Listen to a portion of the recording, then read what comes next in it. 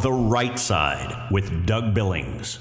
Hey everybody, my name is General Mike Flynn, and I'm here to do a big shout out for my great friend and one of the best in the business, Mr. Doug Billings. Right Side with Doug Billings, Right Side with Doug Billings. Doug is the future of the airwaves when it comes to independent broadcasters and podcasters.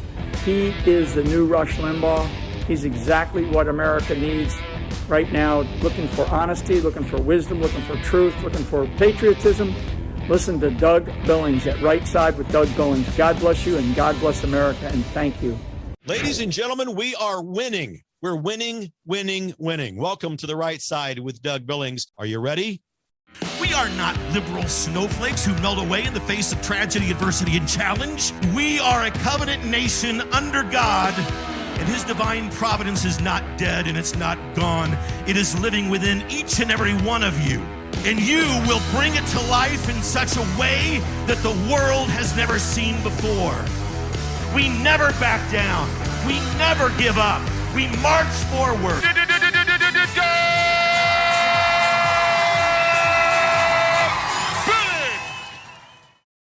Welcome back, ladies and gentlemen. The Right Side with Doug Billings upon you, coming to you from smack dab in the middle of the fruited plain. And here we are. An honor to have... Eric, can I call you a friend? We've met several times on the road with Clay Clark. It's an honor to have you here. Here you are. Thank you, Doug. Appreciate it, my friend. It's great to be on. Hey, I want to tell you something. This is the Real Talk Radio Network. It was founded in 2020 by Rick and Tracy Ellis, who, as a result of what they saw your father go through in 2020, they decided that America needs a voice. We need to get the truth out there. So they founded this network because of the inspiration and the nonsense that your father had to go through. Yeah. Well, we all had to go through that nonsense. My father went through more nonsense than anybody that you can possibly imagine. And, it's beautiful. If you look at kind of what we've gone through, but then you look at the results last night, right, between the, peace in the Middle East, so many of these great things that are happening, energy prices falling, inflation falling, our country being respected around the world, Christianity saved, God saved in this country, the family unit being prioritized again, so many great things that are happening. The entire fight was worth it. I just spent an hour talking about this deal in Gaza, Israel, Hamas. And Eric, I have said, and I'll say it again, your father is the most substantial president this country has ever had. There is absolutely no one on both sides of the aisle, and certainly no one in the liberal left, that could ever come close to accomplishing this. We have stopped the radical liberal appeasement of our enemies and now held them accountable. It's the most significant piece of cord in the history of the planet, and he's the most significant president in our country. And I've said it many times, not saying it just because you're here. I believe it. Yeah, listen, I do too. The values of this country were getting flushed down the toilet. You had incompetent people who were running our country. In fact, I'm not even sure if we know who was running our country under the auto pen scandals and everything else that was happening. As sad as that is to say, you had Biden who couldn't make it through a coherent sentence. I mean, he couldn't answer a question, couldn't make it through a coherent sentence. And you had a mainstream media in this country that's propping the guy up, every single day. And, all of a sudden we had the greatest political victory in modern history, and look at the difference. I mean, look at the difference. I mean, even look at the military. I mean, you had the worst recruiting numbers in the history of the military when Biden left. And about 3 months later, you have the best numbers in the history of the military as testosterone was actually restored and people wanted to fight under a commander-in-chief that they knew would take care of them and would be behind them. And it's just amazing. I mean, every single kind of quantifiable, metric in this country has just changed, in a 9-month period of time. And, I just can't say enough how much better as a nation we are for it. We also noticed today with some irony, but also with a sweet sense of and a taste of justice. And I got to talk to you about it just for a minute. And I want to get to your book. I know you've got a book, Under Siege. But Letitia James, the nonsense of lawfare that she waged against President Trump, coming back to Hunter, and the irony, the audacity of what she charged her dad with is exactly what she's been doing. Thoughts on that? Doug, I was right in the middle of that case, and I can't tell you how brutal it was. I mean, she charged. She had a $600 million judgment on a company for doing absolutely nothing wrong because she had a crooked judge, right? And And we've had it overturned. 5-0 got overturned at the appellate division in New York, including the presiding judge of the state of New York.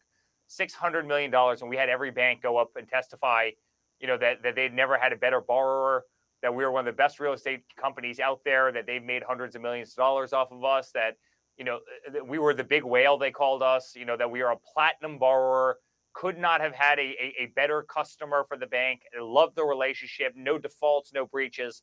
Fined us $600 million again, which all got overturned out of a vendetta. She promised to go into the office of Attorney General every single day, sue Trump, and go home. Those were her exact words.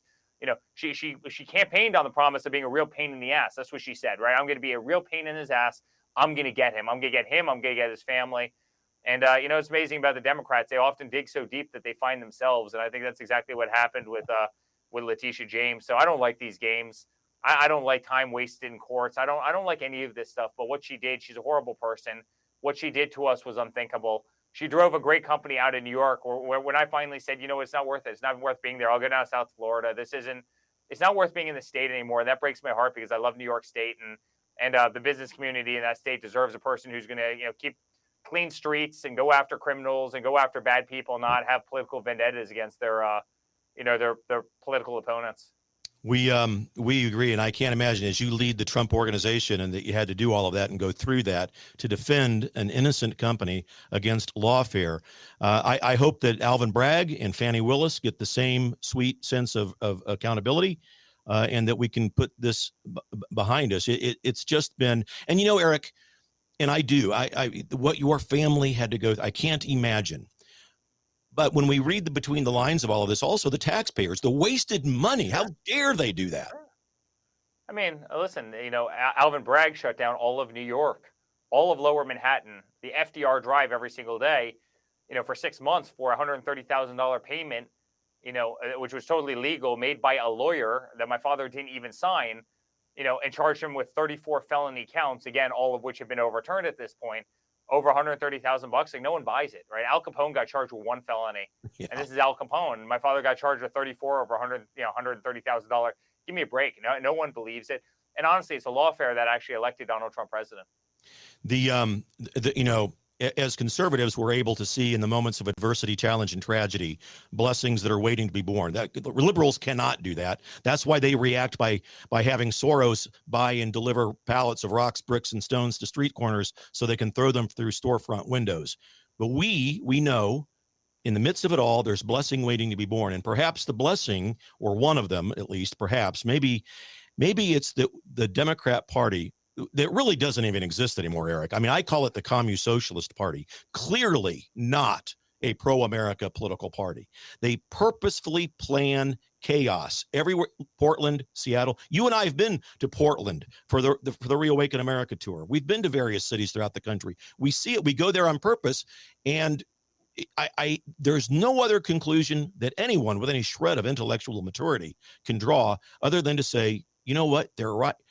Eric and Doug, they're right. It's purposeful chaos. And your father is the target because he represents and he is the end of the swamp. Let me get your take on that.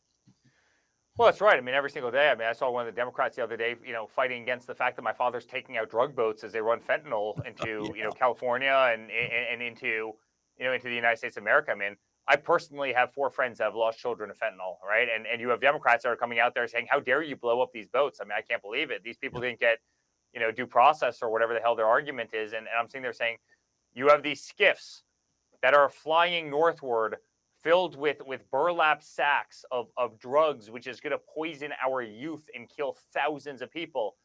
I mean, that's how radical the Democrats have done. And, it's the same thing when you have, women, men my size swimming in women's sports, 6'5" guys swimming in women's sports. And you have the same thing with the DEI nonsense, all over the place. I mean, people are sick and tired of it. And the Democrats have run away from the average person. They have no leadership. They've got no message. And, I think the party's all but dead. Eric, let's talk about your book, Under Siege. And let me tee it up by saying this. I think Barack Obama, the first American president who dared to say one of the most un-American campaign slogans I have ever heard, the most un-American. America needs to be fundamentally transformed. Remember, as soon as I heard that, I knew that we were under siege. I knew that they wanted to transform us fundamentally away from the intent of the founding fathers and the divine providence of God. Yeah. But let's talk about your book. Tell us about it. Yeah, Under Siege, it went to #1 on Amazon. It's doing incredibly well. I mean, I really think people in this country are making a statement. I know they're making a statement based on book sales. It's skyrocketing, and it's been unbelievable. It's been so well received. But listen, I think you saw the fight that our family went through to save this country. Yep. Whether it's the dirty dossiers, whether it's the impeachment #1, impeachment #2, the Russia hoax, which I was right in the middle of. I mean, literally saying that we had secret servers communicating with the Kremlin in the basement of Trump Tower. It was all lies. I became the most subpoenaed person in American history for not doing a damn thing wrong. Every AG, every DA, every gag order that they put on our family, taking us off of ballots, in Maine and in Colorado, weaponizing every aspect of this system, taking us off of Twitter, taking us off of Instagram, taking us off of, YouTube and every single platform, trying to silence our voice, trying to get rid of our First Amendment right, leaking our tax returns, raiding Mar-a-Lago, raiding Melania's room, raiding, Barron's room. They did everything they could to destroy us. And then they tried to kill my father in Butler, Pennsylvania. And then they tried to kill my father again in Palm Beach. And then they killed Charlie Kirk, and they shot, Steve Scalise, who's a friend of ours, another Republican figurehead. They tried to kill, Kavanaugh, as you know better than anyone. They attacked Kavanaugh. They made up the most unthinkable things about him. I could continue to go. I could go on and on with how they put our family under siege. But Doug, they weren't just putting us under siege. They were putting you under siege, right? They were putting every independent, non-controlled voice under siege. They were putting every person listening to us under siege, right? They were going after their ministers, and they were weaponizing the IRS against their churches, and they were weaponizing the IRS against them, and they were taking away their voice, and they were silencing them and turning down the dials on their social media platforms, and they were going after their families, and they were jumping over qualified people who were about to get jobs because of DEI and because and Catholics. They wanted to rewrite the rules. They were prosecuting Catholics, and they were prosecuting people who didn't want revisionist history taught to their children, and people who were fundamentally against them allowing their 5-year-old boy or daughter to choose where they were on a gendrum spectrum in the classroom. And they did this to all of us, and the American people spoke out. We might have been the tip of the spear. We might have been the people that they were coming after in a macro way, as they weaponized every aspect of the DOJ, of the FBI, of the Biden administration, of Letitia James, of Alvin Bragg, of Jack Smith, as they planted files at Mar-a-Lago and then made up the fact that they had classified folders. And they tried to kill us in every way, shape, or form. Then they physically tried to kill my father twice. Then they killed Charlie Kirk. I'm watching blood come out of the neck of a dear friend of mine. They put our country under siege, and somebody had to tell the real story. And the book comes out on Tuesday, and I promise you,